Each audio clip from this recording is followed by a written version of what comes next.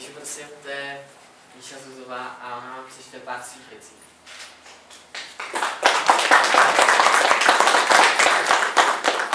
Podnikatel.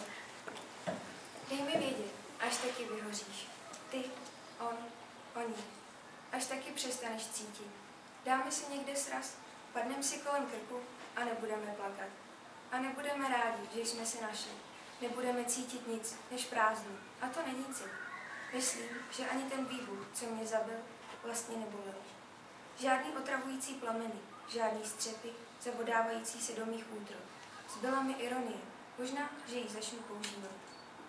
Dej mi vědět, až taky vyhoříš. Založíme si velice dobře prosperující firmu na ničení emocí.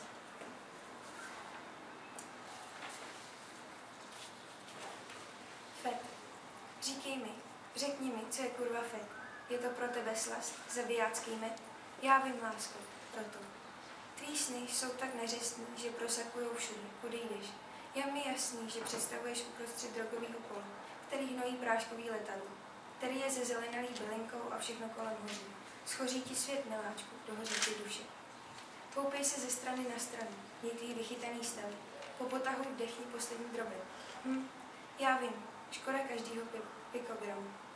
Vymlouvej se, že si nic nepamatuješ, ta krev nepatří tobě. Vymlouvej si, že ty to máš pod kontrolou. Jednou nohou v hrobě. Já vím svý a teď mi řekni, jak se jmenuješ. Ne, tak ne, tou osobou už nejsi. Jsi tak výraznej, až mizí. Neexistuješ. Nezapsaný ve sčítání lidí. Zapomeňte. I u mě.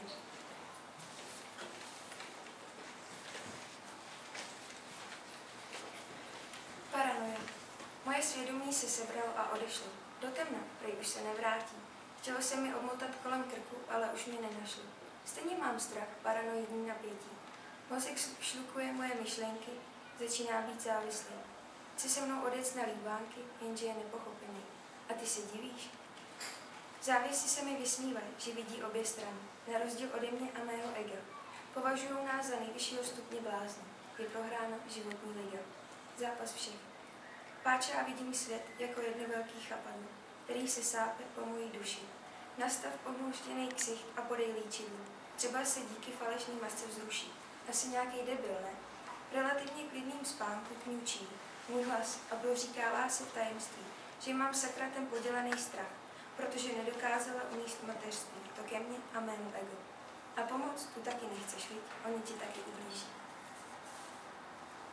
Tuhle báseň, kterou přečtu momentálně, tak ta je napsána o Vánocích tohoto roku a myslím si, že člověk, který v této místnosti sedí, si doplní určité informace další k tomu. Slib.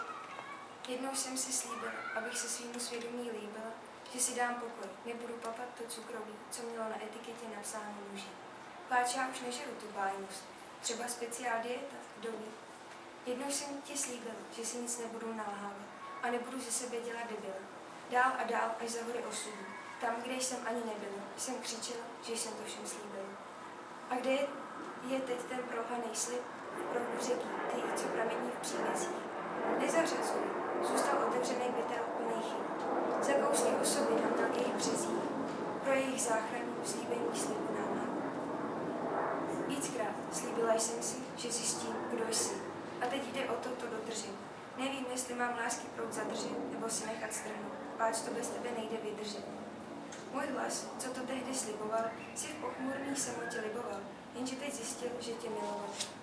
A miluje pořád, na věky časů a že ty časy jsou sakra velký. Miluju tvoje obětí, když jsem obětí našeho bezpečí.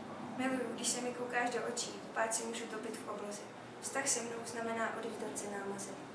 Pro nekonečno věcí tě bezvýhradně miluji, jen pro tebe se raduju, pesimismus chci.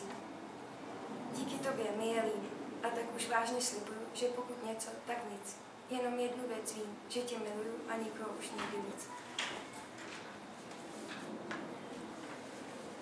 Podzim. Babí léto balí kufry, odevzdává klíč.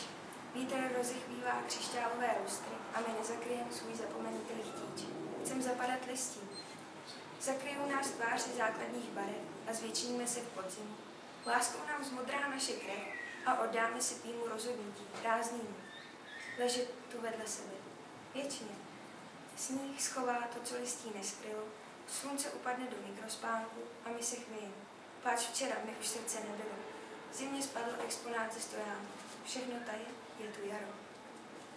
Zelenáme, zamiloval si nás chlorofil a mačkáme se k sobě blíž. Pryskyřice teče ze stromu, ve který by se utopil. Však my se rychlejš rozpadne, víš, zbydou jenom kosti. Tak a poslední báseň je napsána tento týden a je už konečná, je poslední. Nedohledný. Prý někdo zahlédl můj obrys, někde v nedohlednu, někde mezi stromy. Chladná jako řeky v lednu, hledající spásu mezi domy. A já se těšila, až se lehnu do té trávy zelený, kterou už nikdo nebude holit. Jenže, když mě někdo viděl v nedohlednu, strachy se teď nehnu, akorát k zemi se sehnu, abych věděla, po čem to chodí. A číva si, že to hladí. Nedohlednu, nemají MC káč, tam taky nebudu jíst, soráč. Někde v bahně prý bude stvrdlů moje jméno, takže musím dávat pozor, hlavně, když se to špatný ke mně nahne. A ty v obecenstvu se v tu chvíli smějí. Řezou se smíchy od pupíku k puse, že v nedohlednu už se to dávno sehlo. A je to na mě, pořád v jednom kuse. Přirovnávají mě k huse. A já zas nepohnu se, protože nedohlednu je daleko a přítomno nevnímám. Chyba poeta, nepatrná. Až se mi vpálila do ksichtu.